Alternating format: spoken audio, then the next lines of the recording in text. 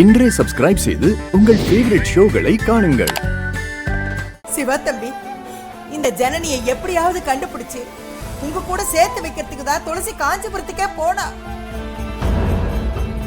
அந்த இன்ஸ்பெக்டர் ஜனனி செத்து போயிட்டான்னு சொன்னதுக்கு அப்புறம் உங்களை வச்சுதான் அவ காரியமே பண்ணுனா. நான் காரணம் கேட்டதுக்கு அவ என்ன சொன்னா தெரியுமா? இந்த வீட்டுல இருக்கவங்க எல்லாம் நிம்மதியா இருக்கணும். அப்படி நிம்மதியா இருக்கணும்னா அந்த ஆத்மா நிம்மதியா இருக்கணும்னு சொன்னா. ஜனனி ஆத்மாவுக்கே நல்லது நினைச்சவ தம்பி துளசி. அதை மட்டும் ஞாபகத்துல வச்சுக்கங்க தம்பி.